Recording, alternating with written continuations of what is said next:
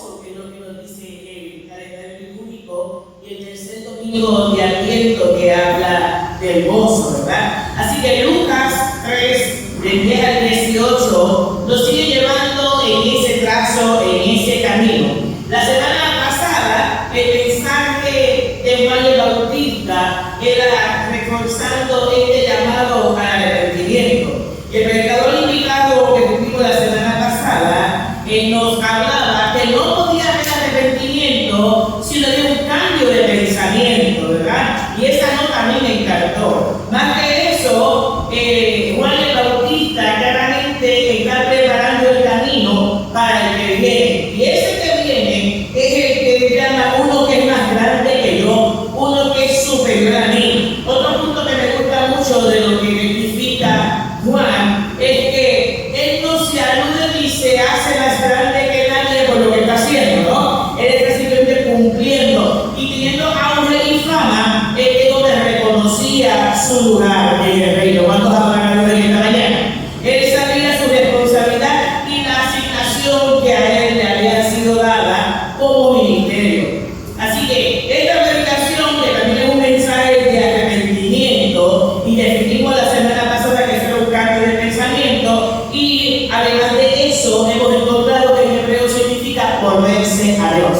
O sea, yo me arrepiento, cambio de pensamiento y regreso a donde tenía que comenzar todo, en la presencia de este Dios que por muchos años la hemos conocido en la iglesia con este cambio de pensamiento, la metanoia, ¿verdad? Y es que esto provoca en nosotros y en nosotras que nuestro corazón se aleje. Este arrepentimiento, este cambio de pensamiento hace que nosotros nos alejemos del pecado, el egocentrismo, y que nos acerquemos más a Dios y a su santidad, ¿verdad? Así que este llamado o predicación, ¿sabe qué? Aún sigue en pie al 2024. ¿Alguien cree que es cierto? ¿Quién lo cree? La invitación sigue en pie. Oigan esto. Entonces Juan se distingue por su llamado al bautismo, que es este ritual externo que confirma o valida el arrepentimiento de aquellos que entran a las aguas por él. Así que este arrepentimiento no es que Juan se lo está inventando, es un reclamo de Jehová, de Yahvé, de Dios. Para todos aquellos, oigan bien, que se llaman hijos de Dios en este tiempo, pero en otro tiempo ellos se llamaban los hijos de Abraham. Entonces, cuando yo leo eso, entonces tengo que pensar en muchas cosas, porque entonces el arrepentimiento me está diciendo que yo tengo que hacer un shuf. Y el shuf no es enchufe, ¿sabes? No se enchufa a nadie. Oiga bien, el shuf significa que nuestras acciones, que nuestro comportamiento, que nuestras actitudes equivocadas nos hacen transitar un camino, un terreno peligroso que nos lleva al abismo del pecado. Así que cuando yo leía que decían los hijos de Abraham, yo quise indagar un poco más en eso. ¿Qué es eso? ¿Con qué se come eso? ¿Verdad? Y es que eso de los hijos de Abraham eran aquellos nacidos en la nación de Israel, a quienes el Dios prometió salvación y liberación. Son los creyentes. ¿Quiénes son? Los creyentes que ponen su fe en Dios y que reciben bendiciones a él como también las recibió Abraham. El problema del pueblo, atienda bien, el problema del pueblo y sus declaraciones es que Juan dice que se escondían diciendo que eran hijos de Abraham, haciéndose posesión de esa bendición cuando sus acciones no eran consonas con eso, ¿verdad? Así que vivían de una apariencia de perfección y lo que hacían era vivir como si fueran hijos de Abraham o hijos de Dios. Vivir de lo que no identificamos, porque con la boca es una cosa, pero las acciones hablan más que nuestras palabras, ¿verdad que sí? Así que él está diciendo, no, están viviendo de apariencia, por eso es el llamado al arrepentimiento, por eso es que insiste, no podemos seguir viviendo como nosotros creemos que estamos viviendo bien. Hay que vivir conforme a lo que el Espíritu de Dios nos está exigiendo a todos y a todas, todos los días y todos los días. Es un momento de crecimiento. Pero oiga esto, este mensaje de Juan era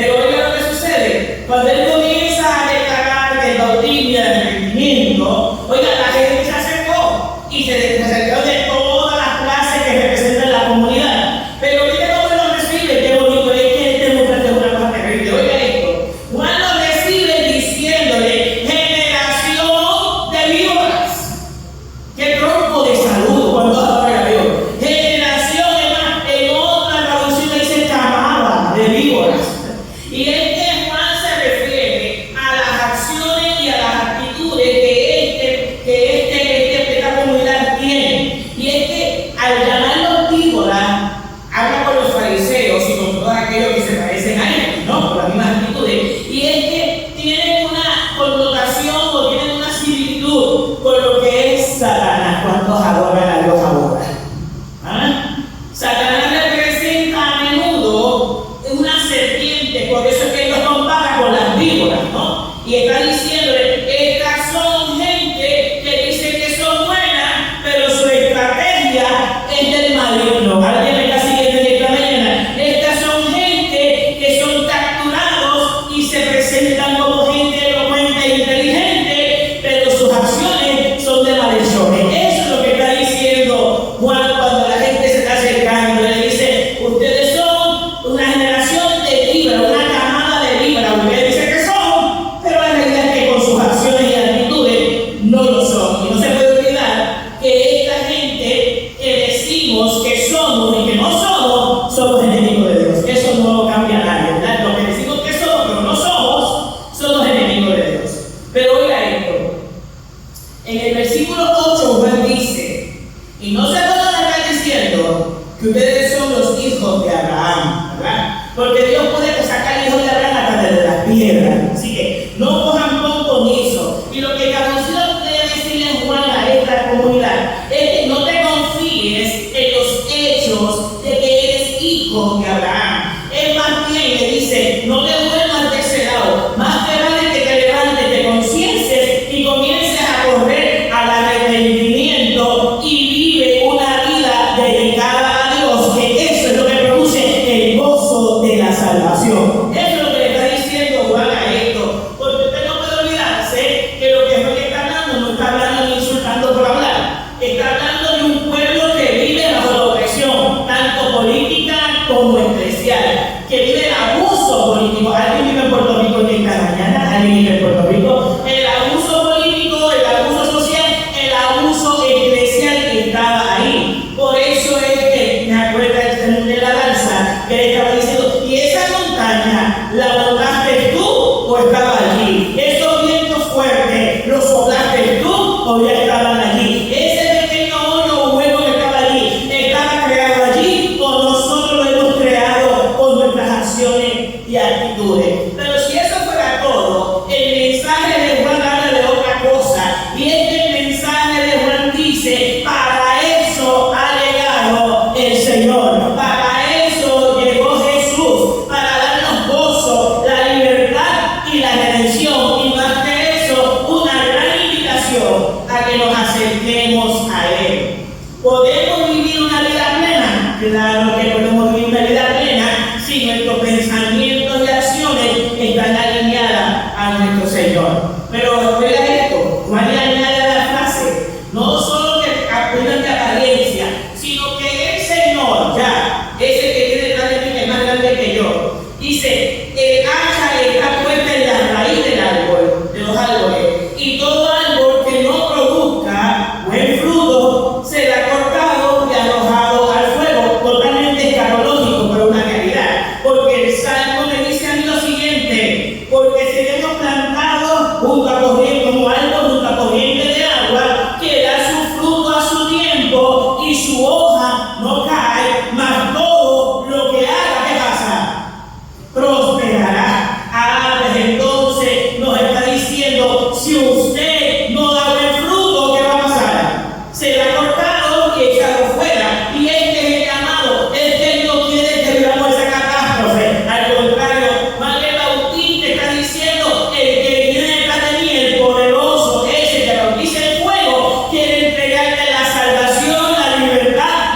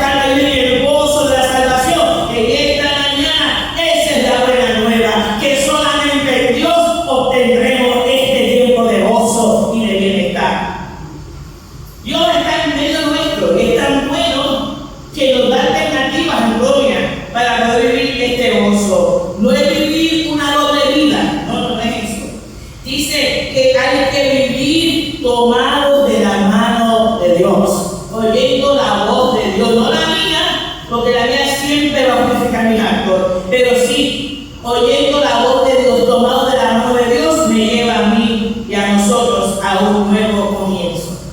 El versículo 10 dice más, un mensaje único, es que el mensaje llegó a todas las comunidades, a todos los reinos de ellos, de aquella comunidad. Y cuando se acercan para ser bautizados de Juan el Bautista, estaban los recaudadores de impuestos que se ganaron del odio de la gente por las estafas, ¿no? Estaban los soldados que también sobornaban a la gente, y los fariseos que eran de los más cristianos, cuando adoran a Dios. Bueno, toda esta gente llega y escucha el mensaje, lo que me deja claro a mí que la gente se concienzó del mensaje de Juan el Bautista y formulan una única pregunta que hasta hoy deberíamos seguir haciendo. Entonces, ¿qué debemos hacer? Esa es una pregunta de los 64,000 chavitos, ¿saben? ¿Qué debemos hacer? Preguntaba la gente. ¿Cómo cambio? ¿Cómo me transformo? ¿Qué es lo que tengo que hacer? Porque para mí no estaba bien, ¿no? Oiga, y Jesús está diciendo por medio de la palabra de Juan, ¿verdad? Porque recuerden que Juan habla el mensaje del reino, pero dice, no, mira, y hay dos túnicas, regálale otra al que no tiene, dale una al que no tiene. Dice más, para que le curas, porque no es la túnica esta que traje, no, es que curas a la gente con la gracia y con el amor y la misericordia que Dios te ha cubierto a ti. Alguien me sigue en esta mañana. Oiga, es que nos desprendamos, nos vaciemos y que dejemos que el Espíritu de Dios sea el que domine. Así mismo, ¿quiere comer? Dale de comer a otro. Yo no estoy hablando de Bartimeo, no estoy hablando de Bartimeo, estoy hablando de regale a la gente la voz de esperanza que Dios te ha entregado a ti. Regale a la gente la paz, vivir en coinonía con los hermanos en armonía de la iglesia. Eso es necesario, es necesario. Es más, está diciendo, no hay deuda, no sigas anuando y llenando la crisis existencial que vive la gente. Salte de la crisis, no aumentes tu propio dolor, no aumentes tu golpe, mete el golpe en el cuerpo de Cristo que vino a sanarnos y a restaurarnos para que seamos libres para adorarle. Oh, es que basta de pensamientos vanos. No nos hace falta en este tiempo pensamientos vanos. No, para nada. Esa pregunta debe estar latente en cada uno de nosotros todos los días, todos los días. La pregunta para nosotros sería, ¿voy a seguir viviendo de esta manera? O sea, vamos a seguir viviendo en la amargura. Vamos a seguir viviendo en esta soledad interna, en este problema de autoestima. Vamos a seguir, para eso no vino Jesús a nuestra vida, ¿saben? Al contrario, Él vino para darnos vida y vida en abundancia. No es para que existas, es para que vivas. Porque hay gente que existe y no vive. Así que nos está diciendo, este es el anuncio que Cristo ya llegó, que vino y que vuelve, ¿no? Y que vuelve, y que cada día nos sigue llamando, nos sigue buscando. Oiga, y nos sigue buscando aunque usted y yo estamos en altas y en bajas. ¿Cuántos adoran a Dios? Él no escatima, Él termina el ojo de Jehová atabaya la tierra, y nosotros somos sus criaturas, y nosotros somos sus hijos, y Él tiene total control de todo, y todo lo ve, y todo lo sabe, y todo lo sabe, lo perdona. Ese es el Dios que yo le sirvo, no sé cuál es el Dios que le sirvo, ese es el que yo le sirvo. A Él no se le olvida que somos coherederos del reino de Dios. Yo creo que la iglesia en general, en Puerto Rico y fuera de Puerto Rico, enfrentamos grandes retos de vida en los cuales tenemos que reflexionar. Una temporada navideña nos la venden con gastos, con compras, olvidándonos que el verdadero sentido de Navidad es Cristo. Y esos gastos y esas cosas de más que hacemos, ¿saben qué hacen? Le reducen la ofrenda y el tiempo al Dios que lo da todo. ¿Cuántos adoran a Dios en esta mañana? Vamos, alguien se ve que soltamos también ahora, alguien se ve. Porque es mejor el bien en medio que darle el tiempo, porque es mejor el bien en medio que una oferta de Navidad a la iglesia para que la palabra siga corriendo por donde quiera en este país. Oiga, es que entonces me está diciendo el escrito, sal de esos pensamientos, eso no es gozo, eso es alegría.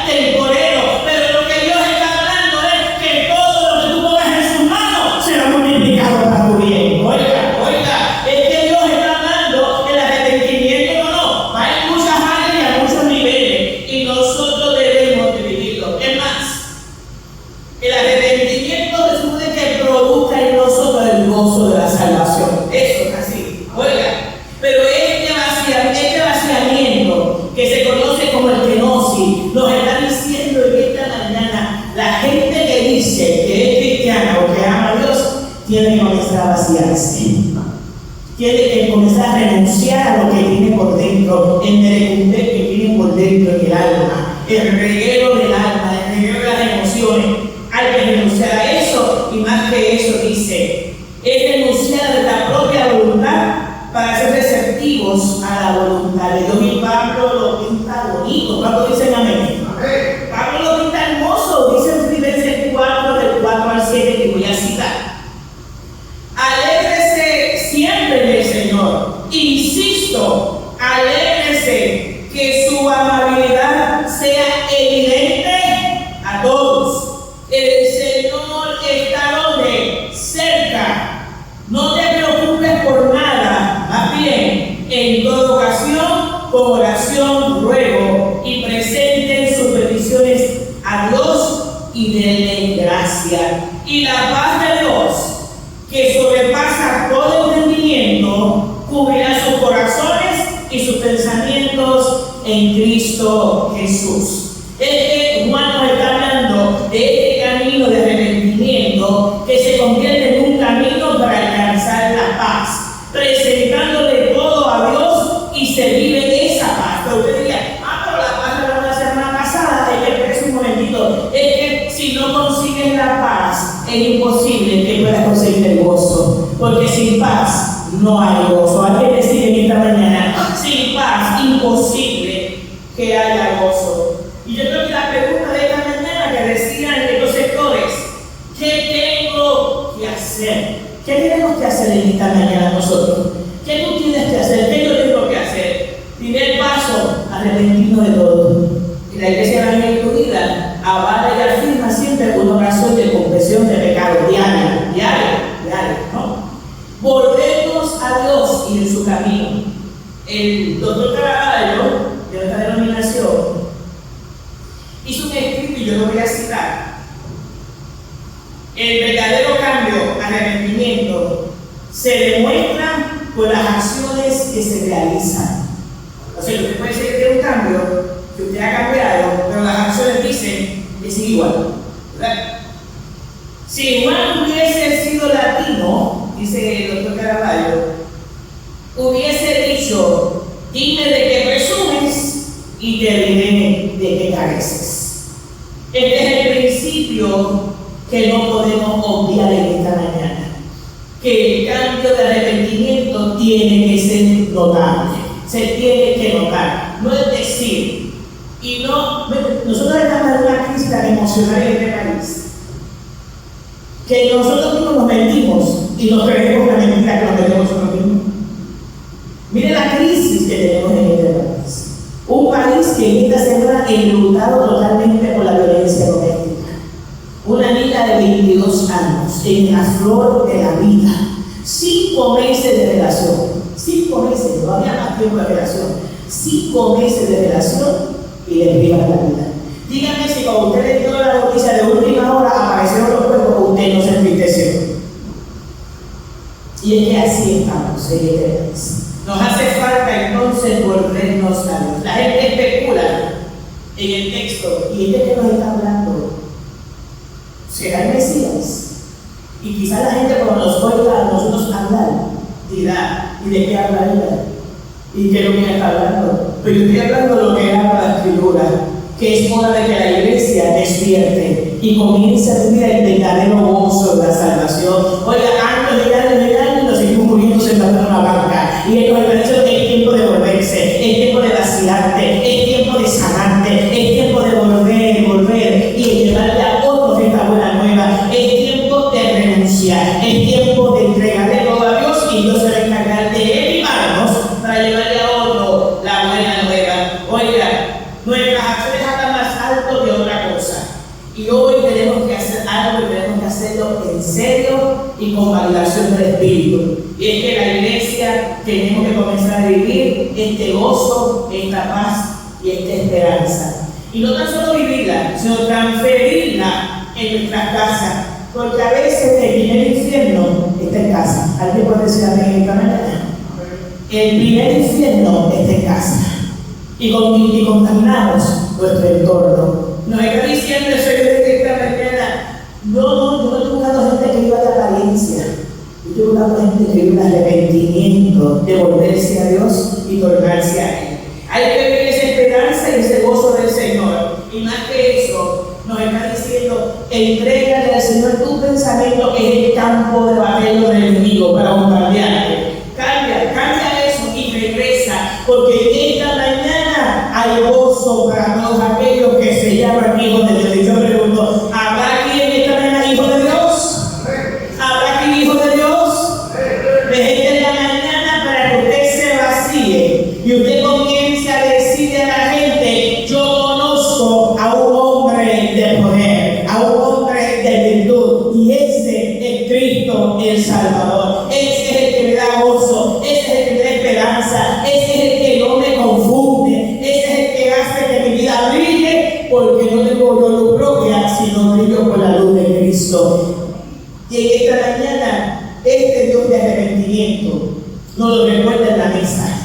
Esta mañana la Santa Cena nos recuerda que aquí hay renovación de contratos en esta mañana. Que en esta mañana nos sentamos a su mesa y le decimos: yo renuncio a la amargura, a la contienda y al peligro mental, y me siento a tu mesa para recibir tu esperanza, tu paz y tu gozo. Vengamos a la mesa en esta mañana.